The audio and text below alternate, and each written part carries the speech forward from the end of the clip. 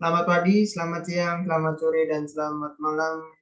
Kapanpun Anda menyaksikan video ini, perkenalkan nama saya Roberto Sati Pramono dari TPAP 2019 akan membahas jurnal review mengenai characterization of Headmaster treated Scoria area purpurea flower impact of moisture level.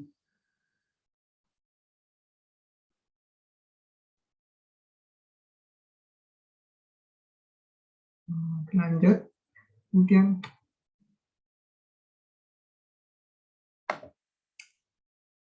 berikut merupakan identitas jurnal dengan judul Characterization of Moisture Treated Scoria alata purpurea flower impact of moisture level, ditulis oleh Mustafa, Rosnen, Ghaffar, Ibadullah, dan Sukri. Dan diambil dari Journal of Food Measurement and Characterization pada tahun 2019 dengan nomor ISN 21934134. Sekarang kita mulai ke bagian introduction untuk pendahuluan. Dioscorea alata atau YAM memiliki pemanfaatan yang rendah pada produk makanan karena memiliki tekstur daging yang lebih lunak dibandingkan spesies YAM atau jenis ubi lainnya. Jadi genus Dioscorea memiliki lebih dari 600 spesies dan terdapat 6 spesies utama yang dikembangkan di dunia, salah satunya Dioscorea alata. Nah, di Malaysia tanaman ini bukan tanaman panen utama, sehingga mendapat sedikit perhatian dibandingkan sejenis ubi lainnya seperti ubi jalar dan singkong. Di Malaysia, YAM dikonsumsi dalam bentuk kukus atau makanan bernama kuih koleh ubi badak, yaitu jenis seperti puding. Kemudian pati merupakan komponen utama Dioscorea alata, terdapat 71 sampai 85 kadar pati, kemudian kadar amilosanya pada rentang 28 sampai 36%. Kadar tersebut cukup tinggi dibandingkan jenis ubi lainnya. D. alata memiliki sifat-sifat fisikokimia seperti gelatinisasi tinggi, kemudian suhu pasting dengan viskositas puncak dan viskositas setback lebih rendah dibandingkan ubi lainnya, kemudian membentuk tekstur lunak, tidak dapat diregangkan, lengket, tidak kohesif, serta kecenderungan retrogradasi lebih rendah. Hal ini membuat tidak cocok untuk makanan yang memerlukan tekstur kuat seperti produk mie misalnya. Masih dalam bagian pendahuluan, modifikasi pati telah dilakukan untuk mengatasi kekurangan pada pati asli, salah satunya dengan head moisture treatment. Head moisture treatment atau HMT dilaporkan menunjukkan peningkatan suhu gelatinisasi, penurunan swelling power, dan amilosa yang larut, serta peningkatan stabilitas termal karena perubahan kristalinitas pati. Belum banyak penelitian yang dilakukan untuk mengetahui HMT pada pati atau tepung Dioscorea alata.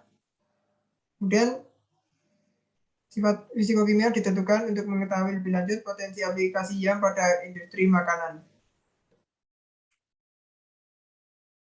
Nah, berikut merupakan gambar dari YAM.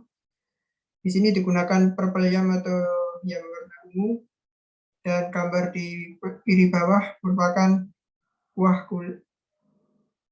kuih koleh ubi badak. Selanjutnya kita masuk ke materi atau metode atau alat dan bahan dan metode. Bahan yang digunakan yaitu D. alata purpurea dari kebun Kota Baru, Kelantan, yang dipanen kemudian dibawa ke Universitas Putra Malaysia dalam waktu 3 hari setelah dipanen dan dijaga pada suhu ruang. Kemudian amilosa dan amilopektin standar dibeli dari Sigma Aldrich, dan glukosa anhidrat dan fenol dari Friedman Smith. Kemudian selanjutnya persiapan tepung D. alata. Tepung dibuat dalam waktu 3 minggu setelah panen.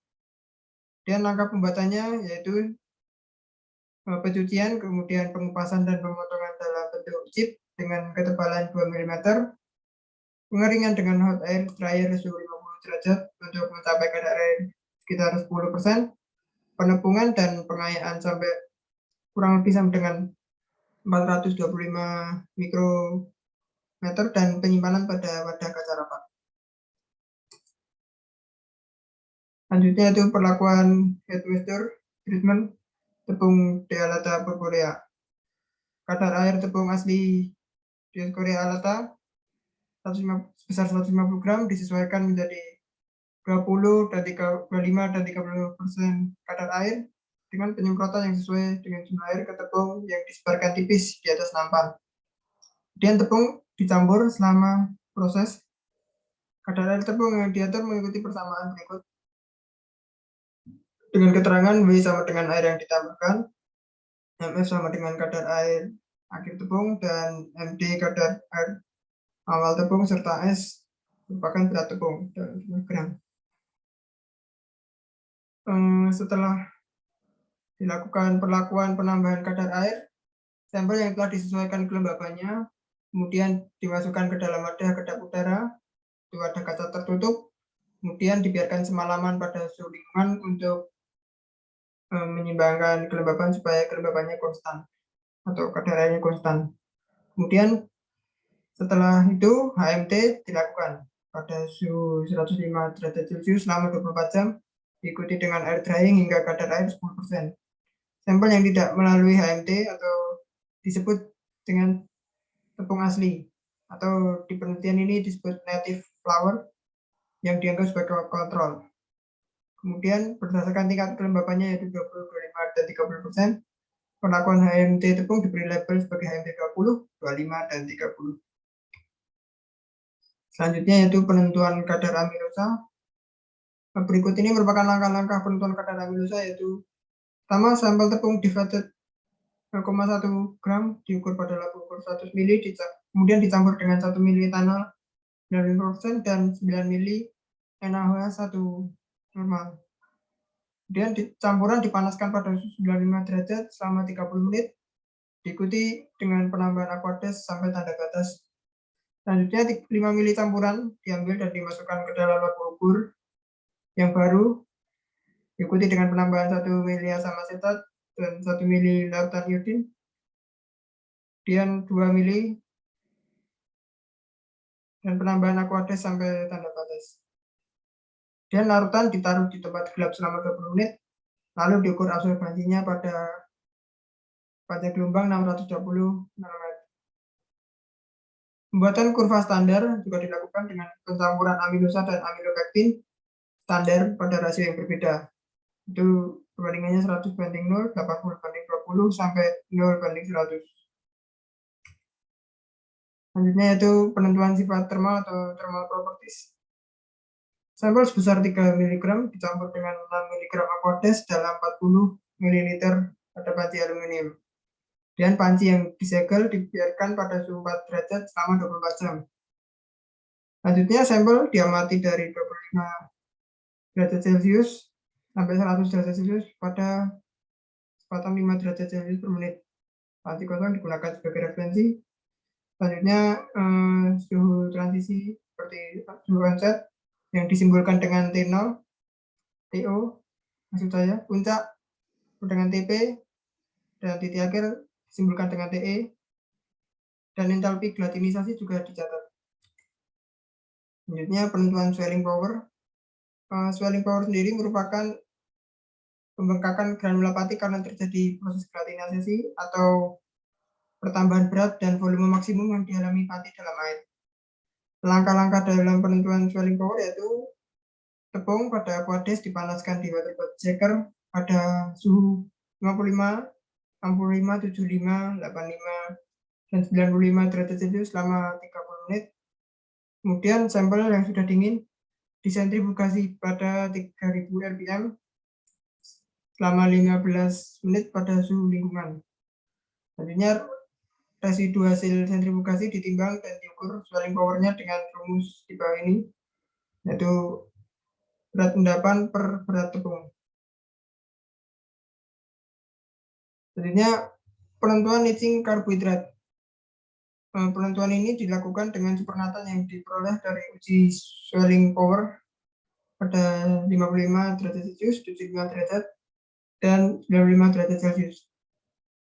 Langkah selanjutnya, 1 mili supernata dicampur dengan 1 mili larutan fenol 5% dan penambahan cepat asam sulfat pekat besar 5 mili. Dan campuran dihomogenisasi dengan vortex. Selanjutnya, larutan ditaruh di tempat gelap selama 10 menit dan diukur absorbansi pada 490 nanometer dengan spektrofotometer UV. Lalu pembuatan kurva standar dengan diglukosa anhidrat pada konsentrasi 0, kemudian 33,3, 66,67, 100, dan 133,33 mikrogram per mili. Aqueous digunakan sebagai pelanggung. Setelah itu jumlah karbohidrat yang larut diukur dengan acuan kurva standar di glukosa. Yang terakhir yaitu analisis statistik, batch kontrol dan tepung HMT disiapkan. Lalu semua analisis dilakukan dalam rangka 3 untuk setiap batch. Data dihitung dengan ANOVA satu arah menggunakan perangkat lunak statistik Minitab dan perbedaan signifikan antara rata-rata diuji menggunakan uji Turki pada P kurang lebih sama dengan 0,05. Sekarang kita masuk ke bagian hasil dan pembahasan. Yang pertama itu pengamatan visual tepung Dioscorea alata purpurea.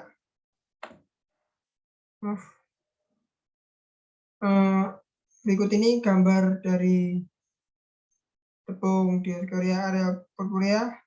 Yang A merupakan tepung tanpa HMT yang berwarna ungu, kemudian BCD HMT 20, 25, dan 30. Di gambar ini mengapa terjadi perubahan warna menjadi coklat? Penyebabnya yaitu antara lain perubahan pigmennya, kemudian terdapat kemungkinan antosianin non-asetat yang tidak stabil pada suhu tinggi, gula produksi dan asam amino dari pi mungkin mengalami reaksi Maillard, kemudian reaksi polifenol yang dikatalisis oksidase menghasilkan pembentukan propoinol, kemudian reaksi dengan komponen lain membentuk senyawa polimer coklat, dan terjadi degradasi asam askorbat selama head moisture treatment, sehingga reaksi-reaksi tersebut menyebabkan tepung yang tadinya berwarna ungu menjadi kecoklatan. Sekarang masuk ke kadar amilosa. Tabel di kiri merupakan kadar amilosa dari Dioscorea alata dengan sampel tepung asli yang ditulis native dan kemudian HMT 30, 25, dan 30. Pada tabel tersebut, kadar amilosa pada tiap sampel dengan perlakuan hidrotermal atau HMT tidak signifikan. Dan penambahan kadar air pada perlakuan panas sedikit mengurangi kadar amilosa. Bisa dilihat kadar amilosa pada tepung asli lebih tinggi daripada yang dilakukan perlakuan HMT. Pengurangan kadar amilosa tersebut dapat disebabkan karena penghancuran rantai amilosa dalam granula pati. Pada penelitian pendahuluan juga, tepung D alata purpurea 25%. Kadar airnya dengan pemanasan 105 derajat Celcius selama 24 jam mempunyai peningkatan kadar gula total dan penurunan kadar pati total. Pada penelitian sebelumnya, telah menunjukkan bahwa pada pati kentang, jagung, dan gandum yang mengandung 20% kadar air yang dipanaskan pada suhu tinggi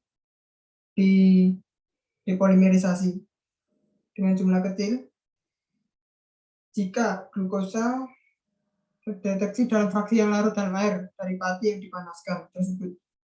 Oleh karena itu dapat diasumsikan bahwa pengurangan amilosa pada perlakuan HMT dengan peningkatan kadar air dihubungkan dengan terjadinya depolimerisasi amilosa menjadi mono atau disakarida yang sedikit.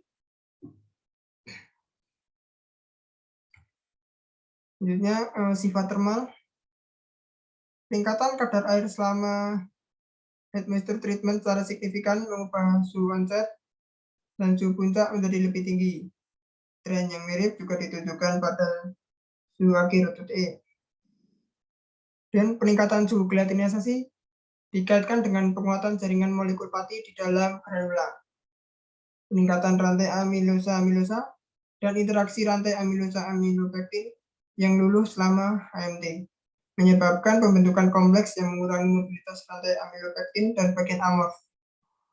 Adanya interaksi komponen non-pati yang berinteraksi dengan molekul pati juga dapat memperkuat jaringan molekul. Telah dilaporkan bahwa ada peningkatan dalam interaksi amilosa lipid setelah HMT dapat menyebabkan pergeseran puncak endotermik. Nah, berikut ini merupakan gambar termogram Dysphoria aleta purpurea tanpa dan dengan perlakuan HMT. Pada gambar tersebut, semua sampel menunjukkan satu puncak endotermik yang menjadi lebih sempit dengan penambahan kadar air pada HMT. Puncak endotermik yang dimaksud merupakan pada bagian awal ini semakin naik, semakin sempit, HMT 30 yang paling sempit. Selanjutnya, entalpi gelatinisasi turun signifikan dengan penambahan kadar air pada HMT. Bisa dilihat dari tabel yang ini, tabel entalpi. Selanjutnya, termogram DSC pada gambar di atas yang tidak mulus dikaitkan dengan derajat ketidakhomogenan yang lebih tinggi dalam struktural pati HMT. Perubahan ini dihasilkan dari interaksi rasio amilosa-amilopektin dan struktur molekul amilopektin.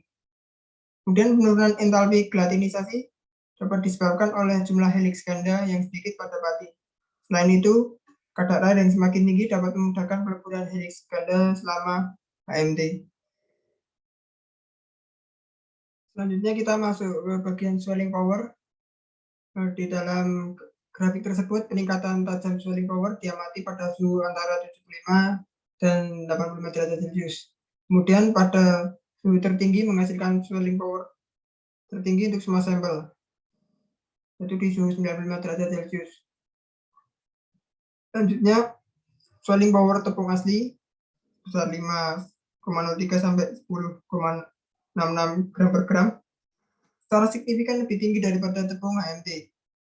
Nah, lalu penambahan kadar air selama proses HMT menghasilkan pembekakan yang terbatas pada granula pati.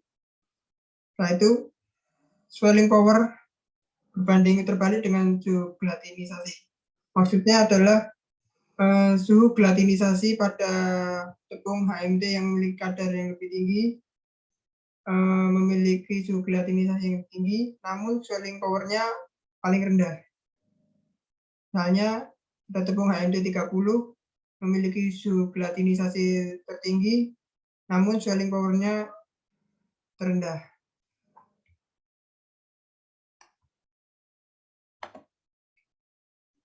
Selanjutnya membahas masih pada bagian swelling power. Pengurangan swelling power adalah hasil dari penyusunan ulang molekul pati selama HMT yang dipengaruhi oleh kelembapan dan panas selama HMT, sehingga meningkatkan mobilitas molekul. Fenomena di atas dapat meningkatkan interaksi tambahan antara amilosa dan rantai amilopektin linear dengan aminosa linear, dan pembentukan gugus rantai samping amilopektin heliks ganda yang rapi selama wet moisture treatment. Perubahan tersebut mungkin menyebabkan ikatan yang kuat antara jaringan granula pati yang bertanggung jawab terhadap kapasitas pembengkakan. Nah, sehingga dengan interaksi tersebut kapasitas pembengkakan dihambat atau makin kecil. Selanjutnya, kompleks antara lipid dan amilosa juga dilaporkan berhubungan dengan berkurangnya pembengkakan granula pada pati HMT. Selanjutnya kita masuk ke bagian leaching karbohidrat. Leaching karbohidrat adalah ukuran jumlah komponen pati yang hilang dari granula selama pemanasan. Dari tabel di kiri ini dapat dilihat bahwa secara umum leaching meningkat seiring dengan meningkatnya suhu pemanasan, kecuali pada tepung asli, di mana pada suhu 75 derajat mengalami peningkatan leaching namun pada suhu 95 derajat mengalami penurunan. Selanjutnya, leaching berbanding lurus dengan swelling power. Yang dimaksud berbanding lurus di sini yaitu suhu pemanasan, yaitu dengan suhu 55 sampai 95 itu akan meningkatkan leaching karbohidrat. Hal ini juga terjadi pada swelling power. Semakin tinggi suhu untuk pemanasan akan meningkatkan kadar swelling power juga. Selanjutnya, leaching yang lebih rendah yang diamati pada suhu 55 derajat Celcius dikaitkan pada granula yang tidak sepenuhnya terhidrasi atau terkena air karena suhu berada di bawah suhu gelatinisasi tepung.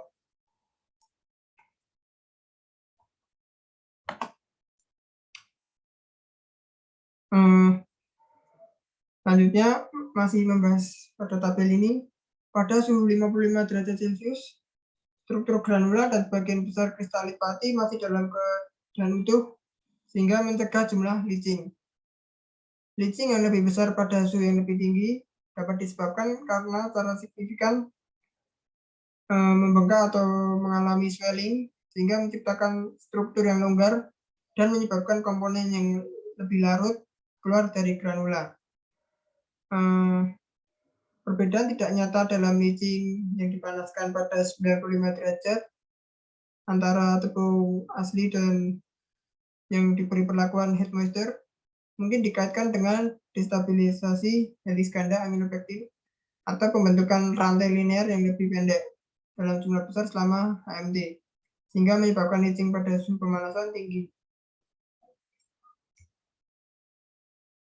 Masih bagian leaching karbohidrat, pada suhu 55 derajat Celcius, struktur granula dan sebagian besar kristalit pati masih dalam keadaan utuh, sehingga mencegah jumlah leaching. Leaching lebih besar daripada suhu tinggi karena secara signifikan membengkak, menciptakan struktur yang longgar dan menyebabkan komponen yang lebih larut keluar dari granula. Selanjutnya, leaching yang lebih rendah pada sampel HMT dapat mengindikasikan bahwa proses HMT memberi tingkat kekakuan tertentu pada granula pati yang mencegah amilosa dan amilopektin menyebar keluar dari granula.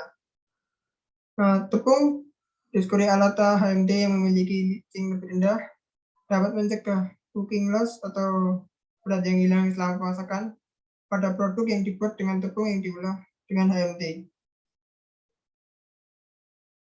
Kita masuk ke bagian terakhir, yaitu kesimpulan atau conclusion. Dengan memvariasikan tingkat kelembaban selama perlakuan panas dan kelembaban, tepung Dioscorea alata purpurea secara signifikan mengubah sifat fisik kimia dan sifat fungsional pada tepung itu. Hal ini disebabkan oleh peningkatan suhu gelatinisasi yang mungkin karena interaksi yang meningkat antara molekul pati dan antara pati dan komponen non-pati. Kemudian, modifikasi dengan HMT memungkinkan tepung untuk digunakan dalam aplikasi produk yang membutuhkan stabilitas termal yang tinggi, dengan perubahan minimum dalam granula pati dan dalam produksi produk yang membutuhkan cooking loss yang rendah. Seperti contohnya dalam pembuatan mie model baru, sehingga dapat memperluas jangkauan aplikasi komersial pada tepung Dioscorea alata purpurea. Sekian presentasi dari saya, kurang lebihnya mohon maaf. Semoga presentasi ini dapat memberikan wawasan bagi saudara yang menonton video ini. Sekian dan terima kasih.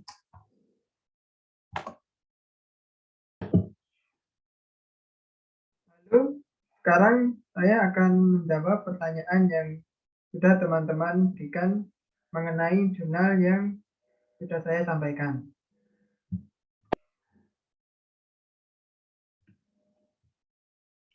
Sekarang kita akan mulai ke pertanyaan pertama.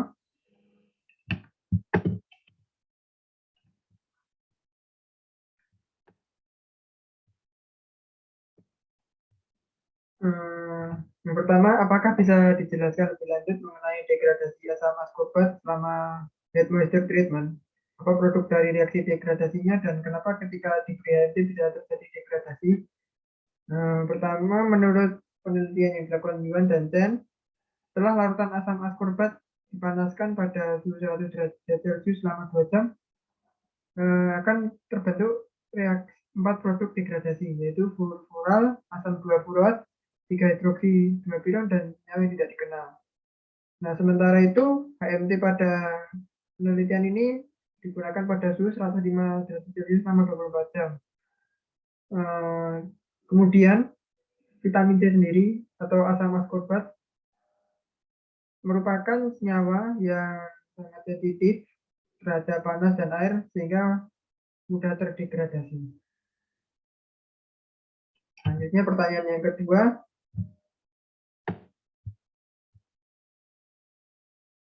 Bagaimana mekanisme interaksi komponen pati dan non-pati dapat memperkuat jaringan molekul? Yang pertama, pati dan lipid membentuk kompleks inklusi secara alami dalam pati asli atau selama perlakuan pemanasan pendinginan, seperti yang biasa terjadi dalam pengolahan makanan.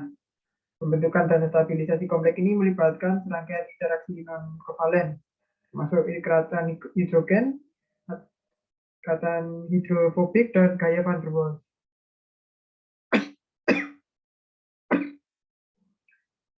Ketika pati berinteraksi dengan lipid, amilosa pada pati akan membentuk kompleks helix tunggal dengan asam lemak dan lemak alkohol. Rantai linear pati dalam struktur helix akan membentuk kompleks dengan asam lemak dalam rongga helix.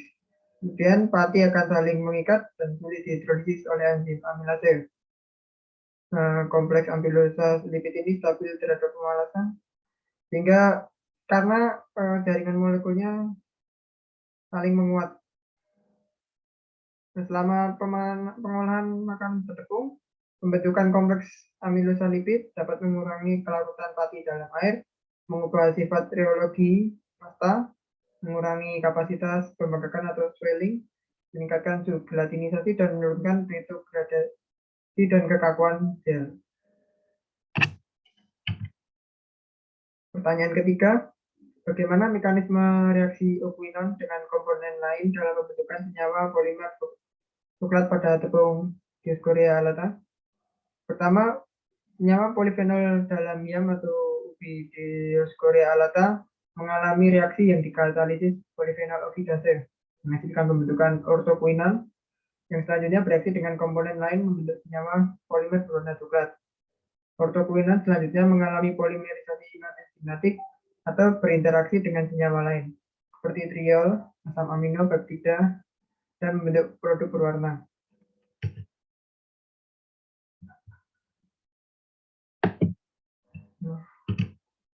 Berikut ini reaksi pada pembentukan polimer warna dari okuinon. Pertama, senyawa polifenol akan diubah menjadi monofenol akan diubah menjadi difenol, kemudian okuinon. Okuinon sendiri mengalami 5 reaksi. Kita lihat pada reaksi pertama saja yang menghasilkan polimer coklat. Penjelasannya yaitu ortokuinon yang dihasilkan dapat reaksi dengan molekul fenol lain dengan pembentukan dimer fenol asli. Nah, dimer yang dimaksud yaitu yang di gambar ini.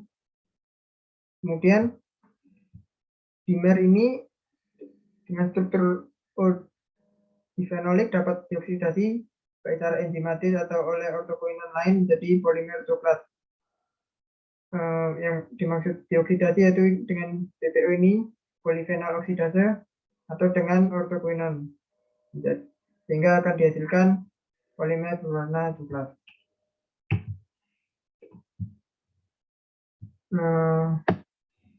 Pertanyaan selanjutnya, pada video disebutkan gula produksi dan asam amino dari ubi mungkin akan mengalami reaksi Maillard.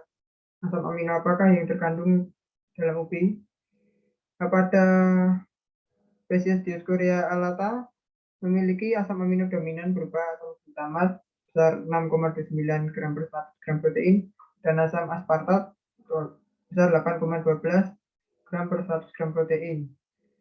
Sebenarnya terdapat asam amino lain yang ada pada tabel di sebelah kiri, namun yang dominan adalah asam glutamat dan asam aspartat. Sekian jawaban dari pertanyaan yang sudah teman-teman berikan. Semoga jawaban ini dapat menjawab pertanyaan dari teman-teman. Sekian dan terima kasih.